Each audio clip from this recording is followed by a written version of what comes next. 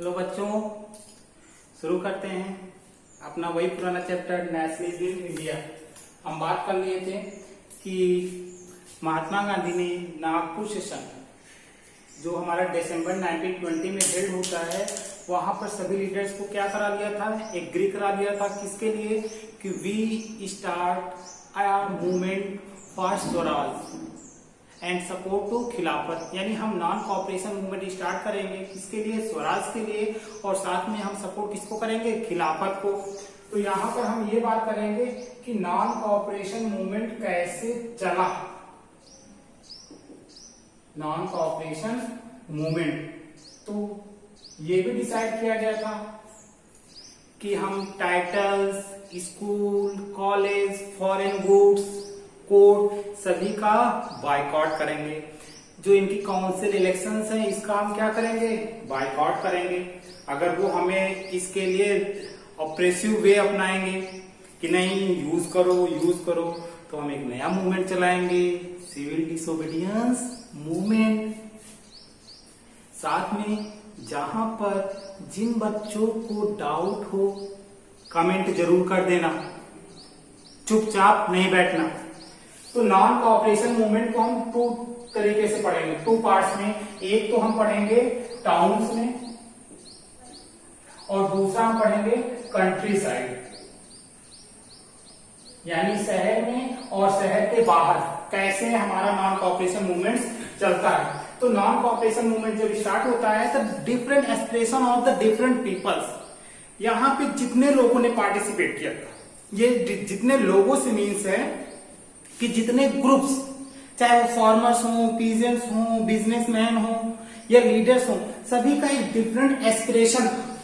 तो टाउन्स में हम सबसे पहले बात करते हैं टाउन्स में कैसे चला। तो सबसे पहले the students left government schools, लोग, क्योंकि वहां क्या था, डिसाइड हुआ था कि स्कूल छोड़ देंगे। फिर headmaster and teachers resigned from school, लोग इन्होंने स्कूल से रिजाइन कर दिया। Next, foreign goods and cloths were बायकॉटेड,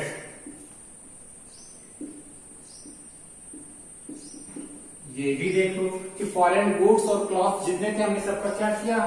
boycott कर दिया। फिर लेजिस्लेटिव काउंसिल इलेक्शंस वर बायकॉटेड। एक्सेप्शनली जो है मद्रास प्रोविंसेस में काउंसिल इलेक्शंस का बायकॉट नहीं किया गया था, बिकॉज द दलित्स, जो दलित थे, इन्होंने क्या बना लिया था, एक नई पार्टी बनाई थी जो नॉन ब्राह्मण्स बनाई गई थी। वो पार्टी थी जस्टिस पार्टी। ये लोग चाहते थे कि हमें भी जो ब्राह्मण्स को राइट मिलते हैं वो राइट्स हमें मिले, लेकिन उन्हें लगता था कि जब तक हम यहाँ नहीं पहुंचेंगे, लेजिस्लेटिव काउंसिल्स में नहीं पहुंचेंगे, तब तक वो हमें राइट्स नहीं मिलेंगे जो किसको मिलते थे? ब्राह्मण्स को मिलते थे। इसलिए उन्होंने लेजिस्लेटिव काउंसिल का बायकॉट नहीं किया था। लेकिन किस जगह पे? मद्रास प्रोविंस में। Lawyers gave up their legal practice,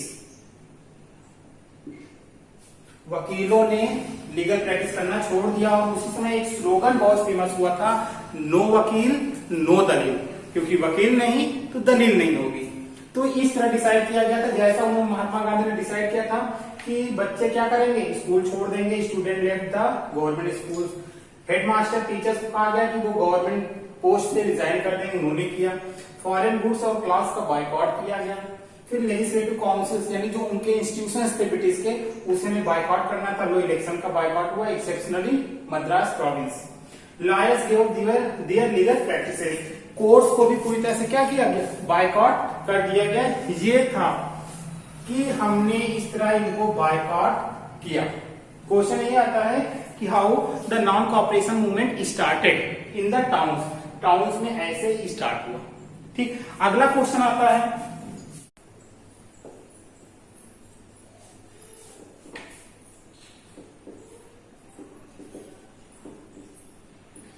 impact of non-cooperation movement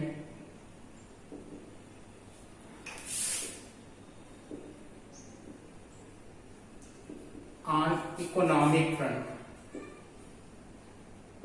economic front. लो, अब आंसर एकदम सिंपल है।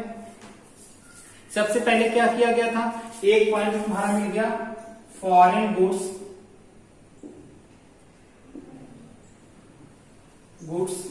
And foreign class were boycotted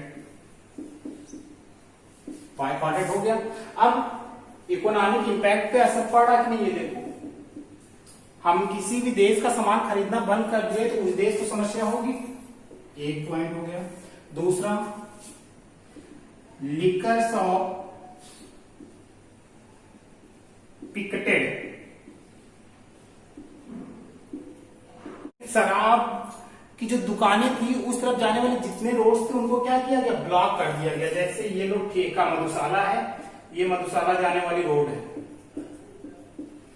अब इस रोड को ये ब्लॉक कर दिया गया और लोगों को पकड़ के समझाया जाने लगा कि नहीं, इसे हमें बायकॉट करना है, हम इसे पूरी तरह से बायकॉट कर रहे हैं, जिससे जो कॉलोनियल रूल है इसको हम क्या कर सकें, कोलैप्स कर सकें। Next, the foreign cloth burned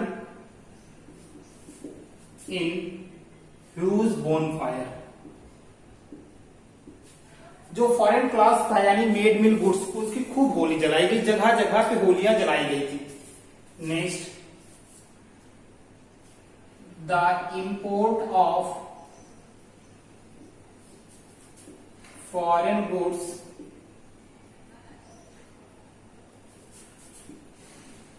were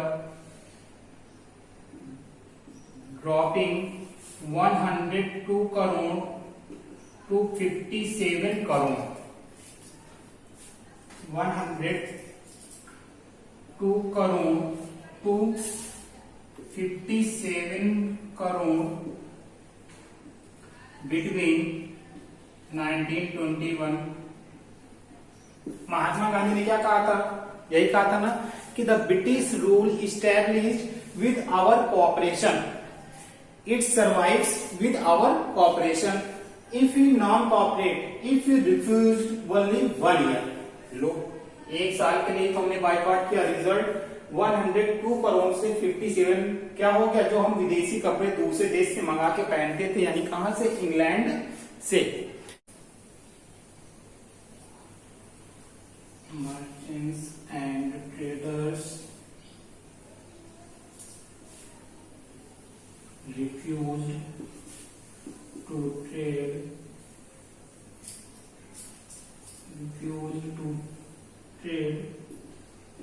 in foreign goods।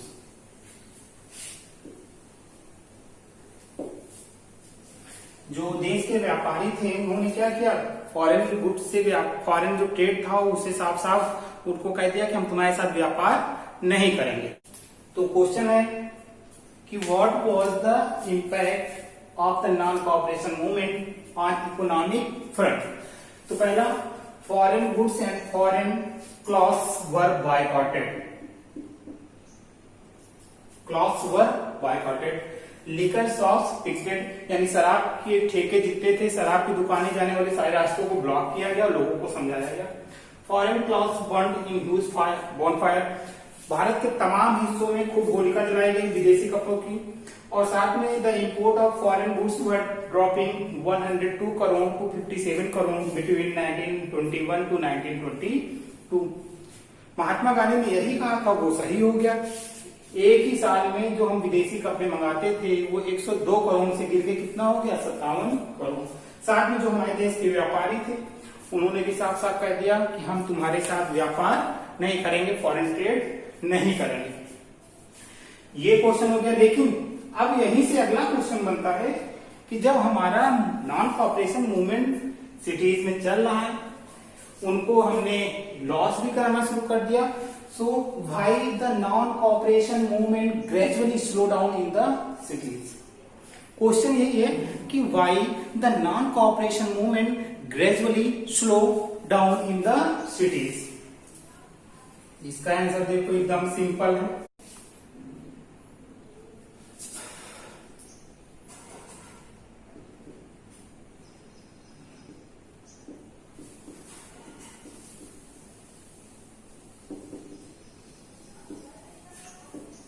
Why the non-cooperation movement gradually slow down in the towns? इसका एकदम सिंपल आंसर है कि आखिर स्लो डाउन क्यों होगा। तो पहला पॉइंट देखो कि हमने स्कूल का बायकॉट किया था। पहला पॉइंट है India has not alternative institutions which was used in place of British institutions.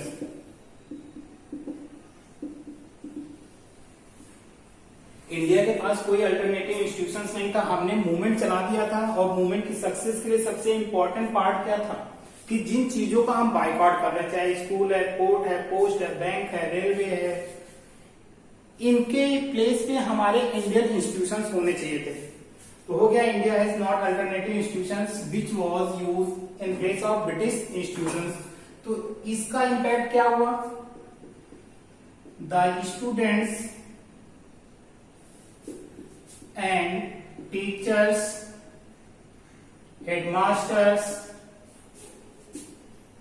headmasters began back in government schools। लोग तुम्हारी तरफ वो है कि लॉकडाउन चल रहा है तो नहीं पढ़ेंगे, टीचर कितना भी पढ़ाए, ऑनलाइन पढ़ाए या किसी तरीके से, वो पढ़ने वाले बच्चे थे। आज की बात नहीं हो रही है, आज से पूरा 100 साल पहले की बात हो रही है। The student and teachers, student वापस चला गया, क्यों? क्योंकि उसको पढ़ना है। टीचर्स और हेडमास्टर्स इसलिए चले गए क्योंकि उनको पढ़ाना है, पढ़ाएंगे तभी उनको क्या मिलेगा, इनकम होगी। फिर next, the lawyers joint back work in the courts. अगर लॉयर कोर्ट में जाएगा तो उसकी इनकम कैसे होगी, लॉयर भी वापस चला गया। और सबसे इंपॉर्टेंट अब ध्यान दो कि जब नॉन कॉपरेशन मूवमेंट चला तो हमने फॉरेन गुड्स और क्लॉथ्स का खूब बायकॉट किया। जब क्लॉथ्स, मेड इन क्लॉथ्स को हमने बोनफायर किया, ह्यूज क्वांटिटी में बर्न किया, तो उसकी वजह से जो इंडियन क्लॉथ्स था यानी खादी की डिमांड क्या हो गई, बढ़ गई। But khadi was too expensive than made mill goods, made mill cloths. Khadi क्या था, एक्सपेंसिव था, किसके कंपेरिजन में, made mill cloths. So the poors can't boycott too long. तो इस वजह से पुअर्स उसको ज्यादा समय तक बायकॉट नहीं कर सकते थे। क्यों? क्योंकि वो कितने दिनों तक बायकॉट करेंगे मेड मिल गुड्स का। खादी तो बहुत कॉस्टली है, खादी क्या था, बहुत ज्यादा कॉस्टली था। तो आंसर मिल गया कि why the non cooperation movement gradually slow down in the towns. Slow down क्यों हो गया जब इतने अच्छे से चल रहा था। तो पहला, इंडिया के पास कोई अल्टरनेटिव इंस्टीट्यूशंस नहीं थे। उसमें हमारे देश में गिनी चुनी यूनिवर्सिटीज थी जिसमें बीएचयू भी हुआ करती थी और बाकी सारी यूनिवर्सिटीज ब्रिटिश के द्वारा स्टैब्लिश की जाती हैं, चाहे इलाहाबाद हो, मद्रास हो, चेन्नई हो, ये सारी यूनिवर्सिटीज ब्रिटिश के द्वारा स्टैब्लिश की जाती हैं। इस वजह से टीचर्स, हेडमास्टर्स ज्वाइन करते हैं स्कूल, स्टूडेंट वापस चले जाते हैं। फिर लॉयर्स ने जो लीगल प्रैक्टिस छोड़ रखी थी वो भी क्या हुए, अपने वर्क पे पहुंच गए, यानी कोर्ट पे पहुंच गए। और साथ में जो हमने मेड मिल गुड्स की ह्यूज बोनफायर किया था, होलिका जलाई थी, वो भी क्या हुआ, पूरी तरह से हम खिसक गए अपनी जगह से। क्यों? क्योंकि khadi was too expensive, khadi उसमें बहुत महंगा था, आज भी है। So the poor can't boycott for too long time. Poors इस वजह से मेड मिल गुड्स को ज्यादा समय तक बॉयकॉट नहीं कर सकते थे। ये हो गया हमारा टाउन्स में, कि टाउन्स में कैसा हुआ। इस टाउन्स को ध्यान रखना, टाउन्स अभी हमारा खत्म नहीं हुआ, कि टाउन्स में तो नॉन कॉपरेशन मूवमेंट क्या हो गया, स्लो डाउन। जब टाउन्स में स्लो डाउन हो गया तो still going on in the country side, country side में चल रहा था। अब यहां पे ध्यान दो, कंट्री साइड में चल रहा था, ये नॉन कॉपरेशन मूवमेंट्स चलने से पहले ही कंट्री साइड में उनका मूवमेंट्स चल रहा था। वो पहले से ही नॉन कॉपरेट कर रहे थे। नॉन कॉपरेट का मतलब ये है कि जरूरी नहीं कि हम ब्रिटिश को ही नॉन कॉपरेट करें, हम देश में जो हमारे इश्यूज थे हम उसके अगेंस्ट थे, वो भी एक तरह से नॉन कॉपरेशन ही हुआ। कंट्री साइड में देखते हैं कि क्या एस्पिरेशंस थे, तो non cooperation movement in country side. But country side में हमारे सारे मूवमेंट्स पहले से चल रहे थे, उनका एस्पिरेशन अलग था। क्या था? सबसे पहले हम अवध की बात करेंगे। कंट्री साइड में हमें बहुत सारे केसेस मिलेंगे, हम अवध की बात करेंगे। तो पहला पॉइंट है, peasants were led by Baba Ramchandra. ये अवध की कहानी चल रही है, अवध की। तो अवध में जो किसानों का आंदोलन चल रहा था, peasants were led by Baba Ramchandra. Baba Ramchandra कौन थे? Who were had been worked as indentured labour in Fiji. जो contract labour, indentured means contract labour या गिरमिटिया लेबर बोलते हैं। फिजी में उसे गिरमिटिया बोलते हैं, इंग्लिश में उसे इंडेंचर्ड, और एकदम इसी लैंग्वेज में हम उसे कॉन्ट्रैक्ट यानी बंधुआ मजदूर बोलते हैं। तो ये बाबा रामचंद्र फिजी में as a indentured labour work कर चुके थे। So the movement was against taluqdars and zamindars. किसके अगेंस्ट था? तालुकदार एंड जमींदार। क्यों? who were demanded high rent and variety of other cesses। यानी कि वो क्या कर रहे थे, लगातार तालुकदार और जमींदार उनसे टैक्स, बहुत ज्यादा टैक्स डिमांड कर रहे थे। उसके अलावा टैक्स के नाम पे और तरीके के टैक्स, जैसे हम प्रेजेंट टाइम एजुकेशन सेस है, डेवलपमेंट सेस है, यानी टैक्स देते हैं। इसके बाद भी एजुकेशन सेस है, डेवलपमेंट टैक्स है, वाटर सेस है, इलेक्ट्रिसिटी सेस है, रोड टैक्स है, ये सभी। तो वैसे ही तालुकदार और जमींदार किससे ले रहे थे? पीजेंट्स ले रहे थे। वो उनसे डिमांड कर रहे थे कि हमें और ज्यादा टैक्स और डिफरेंट वेराइटीज दो। Peasants had to do begar for landlord। ये क्या कर रहे थे? ये बेगार कर रहे थे। किसके लिए? लैंडलॉर्ड के लिए। बेगार क्या है? Do the work for landlord without payment. हम लैंडलॉर्ड के काम तो करते हैं लेकिन हमको पैसा नहीं मिलता है। बाबा रामचंद्र क्या थे? इंडेंचर्ड लेबर थे। यही कि कॉन्ट्रैक्ट लेबर में उन्होंने हमें जो दे दिया खाने के लिए, हमें मिल गया। उन्होंने हमें पैसे दे दिए, ठीक है, नहीं तो नहीं, भागने की कोशिश करेंगे तो छोटी सी एक गन होती है, उसमें इतनी छोटी बुलेट होती है, वो बुलेट और तुम्हारा काम तमाम। तो यहाँ पे peasants had to do begar for landlord, ये लैंडलॉर्ड के लिए बेगार कर रहे थे। They had been regularly evicted, so they could acquire no right over the leased land।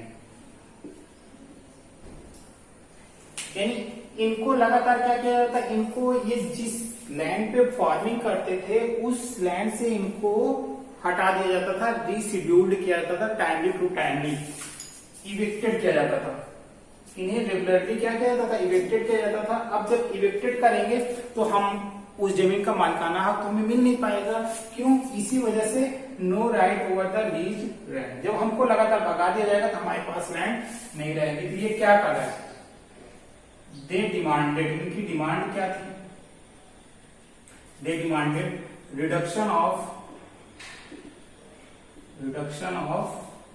सबसे पहले टैक्स, यानी जो रेवेन्यू था यहाँ पे, ये तालुकदार एंड जमींदार पर डिमांडेड हाई रेट, टैक्स और रेवेन्यू, इसको क्या किया जाए, रिडक्शन किया जाए।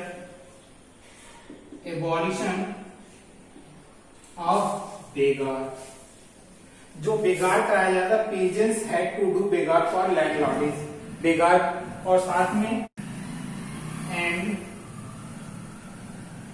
Boycott social services against oppressive landlordism.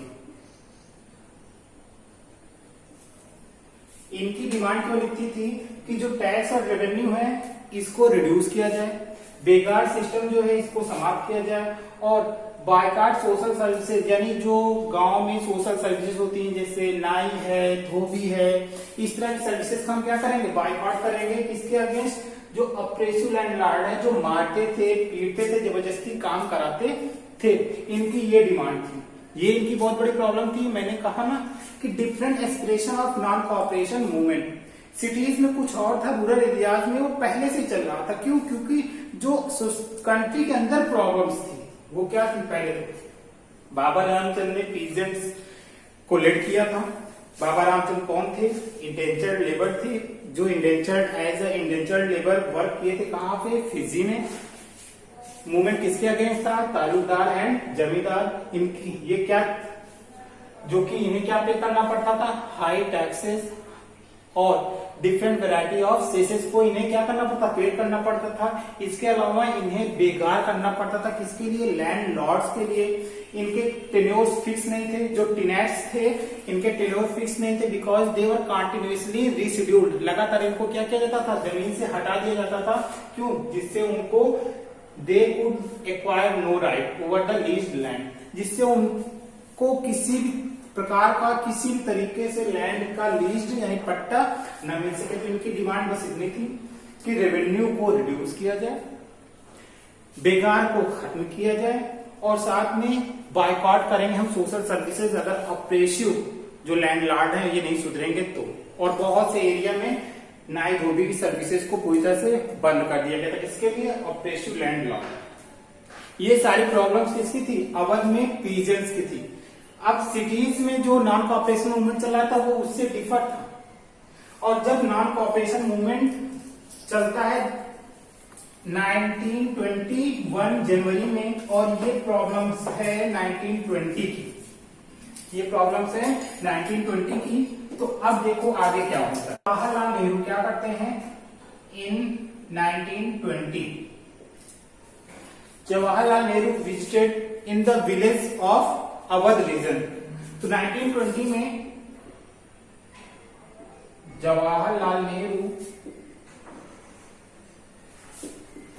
visited the village of Awadh region. अब अवध रीजन में विजिट करते हैं, यानी ये पीजेंट से मिलते हैं। पीजेंट से मिलकर क्या, ये जो इनकी प्रॉब्लम्स थी कि बेगार जो कराया जा रहा है, टैक्स इतना हाई है, जो लीज उनको लैंड पे नहीं मिल रहा शेड्यूल की वजह से, इसके अलावा जो लैंडलॉर्ड ऑपरेसिव सिस्टम अपनाए हुए हैं, तो इस पे इन्होंने डिस्कस किया। और डिस्कस करने के बाद रिजल्ट क्या है, अक्टूबर 1920 में अवध किसान सभा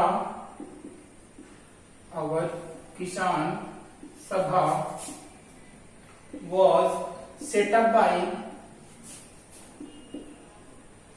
Jawaharlal Nehru,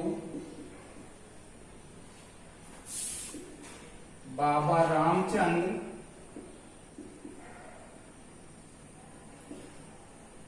and other peasants। यानी इन्होंने क्या किया, अवध रीजन में ही अक्टूबर 1920 में एक अवध किसान सभा का गठन किया, जिसमें यही कि हम तुम्हारी सारी प्रॉब्लम को क्या करेंगे, सॉल्व करेंगे। 300 ब्रांचेस ऑफ अवध किसान सभा was set up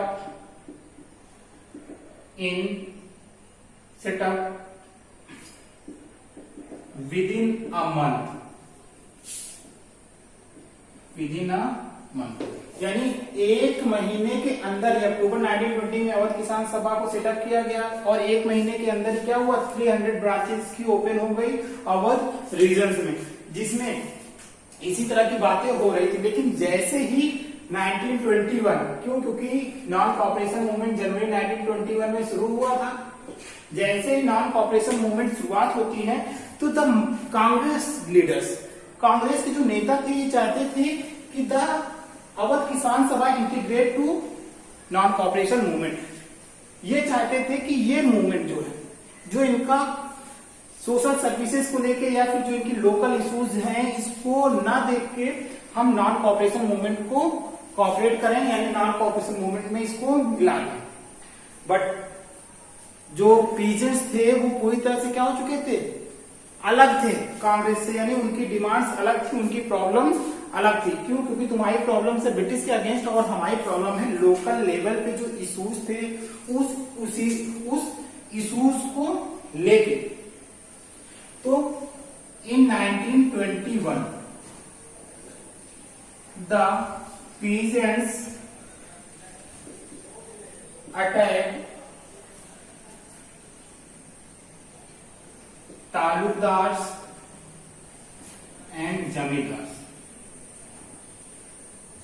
यानी पेजेंट्स ने क्या किया, तालुकदार और जमींदार पे अटैक करना शुरू कर दिया। मार्केट्स वर लूटेड, बाजारों को लूट लिया गया। Grain holds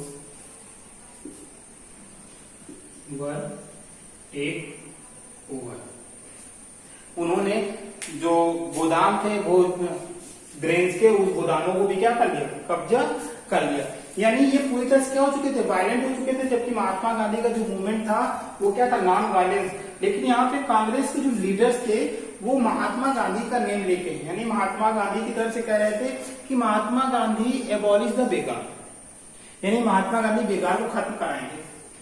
and also fix the leased land, और सभी के लैंड के पट्टे भी फिक्स कराएंगे। ये सभी कांग्रेस लीडर्स अपनी एस्पिरेशंस को, अपने एक्शंस को सभी लोगों के बीच में बताने की कोशिश कर रहे हैं कि नहीं, हम यानी नॉन कॉपरेशन मूवमेंट के तहत हम जो कर रहे हैं सही है। बस तुम्हें करना क्या है, you integrate means Awadh Kisan Sabha integrate to non cooperation movement which was led by Congress, जो कि कांग्रेस क्या कर रही, लेड कर रही है। ये जल्दी वैसे आता नहीं, बल्कि इससे ज्यादा आता है नेक्स्ट जो कंट्री साइड में हमारा गोल्डन हिल्स में जो गोरिल्ला मूवमेंट हुआ था वो ज्यादा पूछा जाता है, लेकिन फिर भी इसका रिवीजन। तो पीजेंट्स मूवमेंट रिलेट किसने किया था, बाबा रामचंद्र। बाबा रामचंद्र क्या थे, Baba Ramchandra had work as an indentured labour in Fiji. He started movement against Talukdar and Jamidar who demanding high rents and variety of other cesses, जो लगातार डिफरेंट तरीके के दूसरे तरीके के टैक्सेस या फिर अदर सेसेस की डिमांड कर रहे थे. They had to do begar. इसके अलावा ये बेगार कर रहे थे, इसके अलावा बेगार के अगेंस्ट भी थे. इनको लैंड का लीज नहीं मिलता था बिकॉज दे वर कॉन्टिन्यूसली रिसिड्यूड. उन्हें लगातार जमीन से हटा दिया जाता था. इसीलिए इनकी डिमांड थी कि सबसे पहले रिडक्शन ऑफ रेवेन्यू को रिडक्ट किया जाए, एबॉलिशन ऑफ बेगार को समाप्त किया जाए, और जो ऑपरेसिव लैंडलॉर्डिज्म है यानी जमींदारी जो प्रथा है और जो उसके लैंडलॉर्ड्स हैं जमींदार जो ऑपरेसिव सिस्टम अडॉप्ट किए हुए हैं, इनको हम सोशल सर्विसेज से बाइकआउट करेंगे. Such as nai and dhobi are boycotted in different reasons. नाई और धोबी की जो सर्विसेज देते थे बहुत सारे रीजन्स में इन्होंने पूरी तरह से बंद कर दिया था. जब तक तुम पढ़ोगे नहीं या फिर वीडियो देखोगे नहीं, ना तो तुम्हारा कल्याण होना है और ना तो तुम्हारे नंबरों का कल्याण होना है.